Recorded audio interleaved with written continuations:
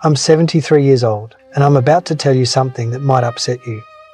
Everything you think you know about getting older is completely wrong. And the worst part, the people who should be telling you this, your parents, your teachers, society, they're either lying to you or they don't know themselves. You see, I spent the first 50 years of my life believing the same lies you probably believe right now. I thought I had it all figured out.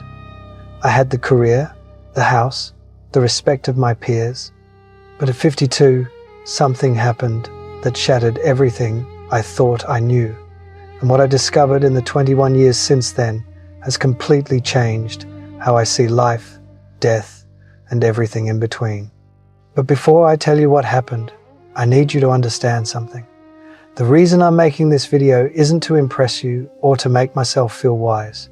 I'm making this because I'm running out of time, and there are things you need to hear before it's too late. Not for me, for you. At 52, I had what doctors call a cardiac event. That's a fancy way of saying my heart tried to kill me. I was in a meeting discussing quarterly projections when suddenly the room started spinning.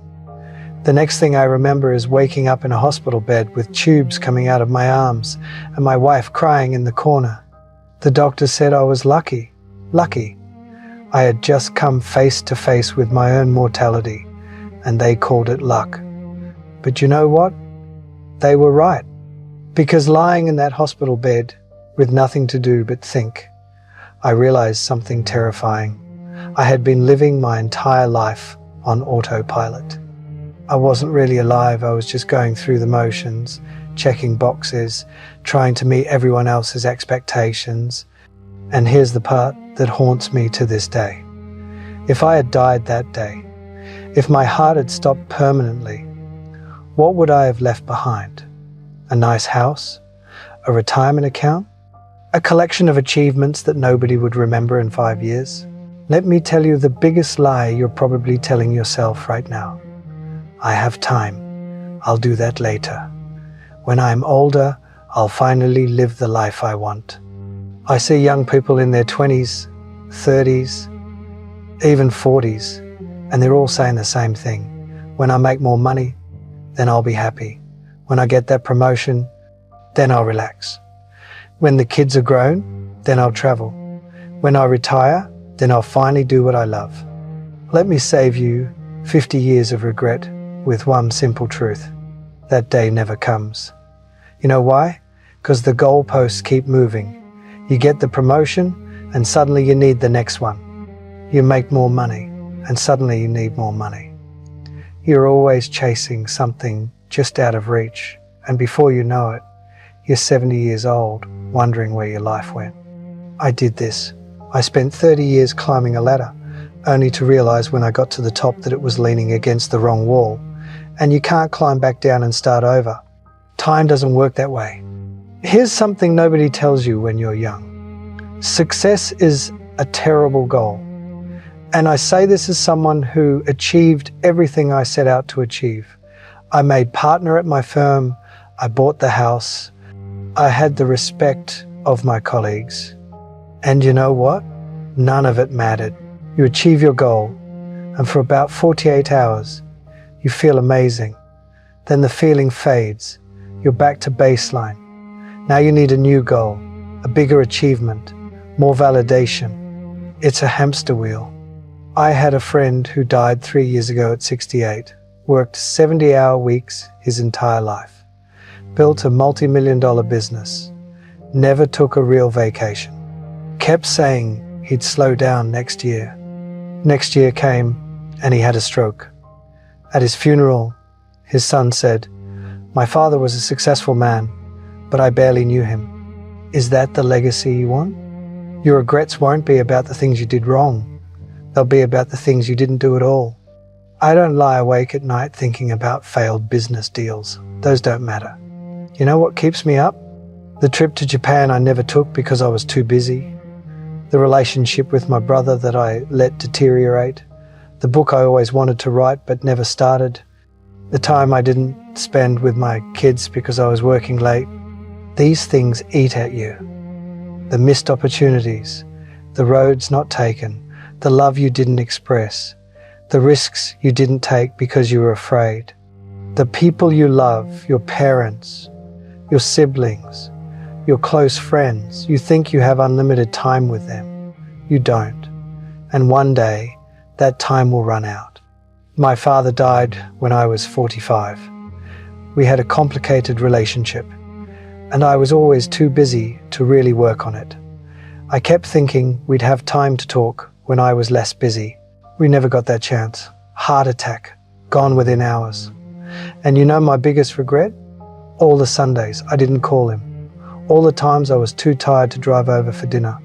All the little moments I let slip away. There won't always be more. After my heart attack, I made big changes. Stepped back from work. Started saying no to things that didn't matter. Started saying yes to things I had put off for decades. In these last 21 years, I've learned more about life than I did in the previous 52. What matters is embarrassingly simple. Time with people you love. Work that feels meaningful to you. Experiencing things, not owning things. Creating memories. Being present. I know it sounds simple. When I was your age, I would have rolled my eyes. Sure, but I have bills to pay. And yes, you do. I'm not saying quit your job. I'm saying don't sacrifice what matters for what doesn't. Here's a question I want you to ask yourself, and I want you to answer it honestly. If you died tomorrow, would you be satisfied with the life you've lived so far? Not would people be impressed by your eulogy, not did you achieve enough, just would you be satisfied? If the answer is no, then what are you waiting for?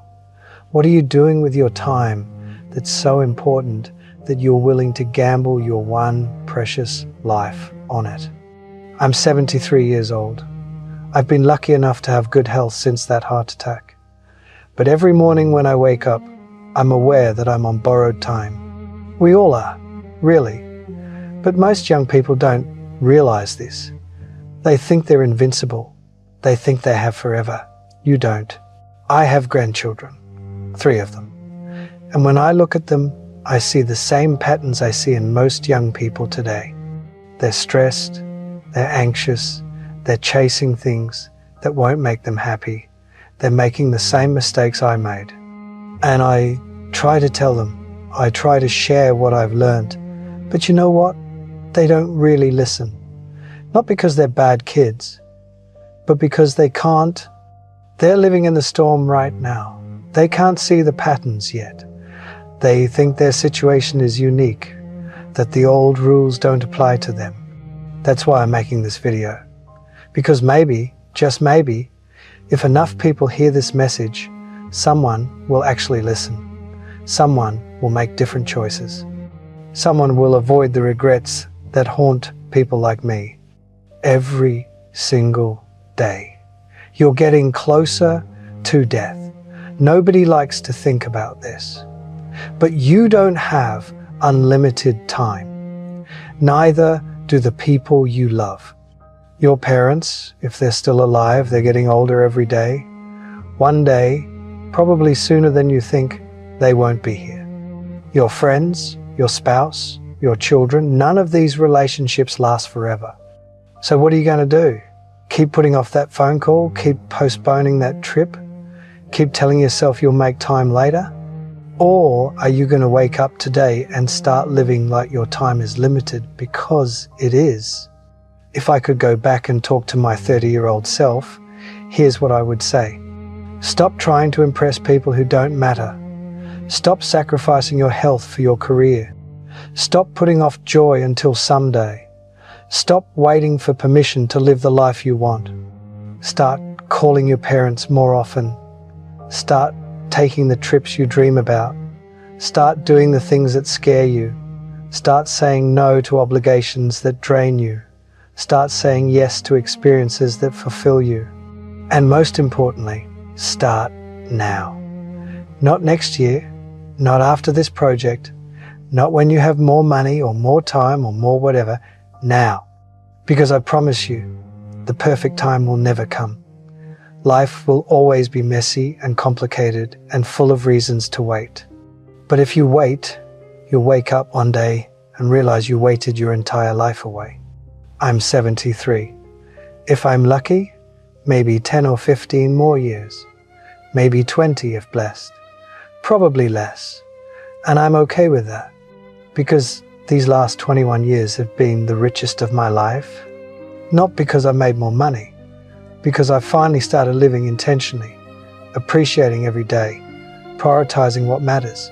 I've traveled to places I always wanted to see, deepened relationships with my children and grandchildren, pursued hobbies I put off, forgiven people I held grudges against, said I love you countless times. I'm happier now, at 73, with less time ahead than I was at 30 when I thought I had all the time in the world. That's the irony. When you understand time is limited, you start to actually live. You stop wasting it. You stop postponing joy. You start creating the right time. You have a choice. Right now, today. Keep living the way you're living, chasing success, putting off happiness, telling yourself you'll make time later. Or wake up. Realize time is running out faster than you think, and the life you're waiting to live needs to start now. I can't make this choice for you, but I can tell you, you don't want to be 73, looking back, wishing you made different choices. Don't waste 52 years figuring this out. Learn from my mistakes. Live intentionally. Prioritize what matters. Stop waiting for someday. Someday is today. It always has been. If this resonates, share this video, leave a comment, tell me what you're going to do differently. Subscribe because I have more truths to share and not much time left. The clock is ticking. What are you going to do with your time?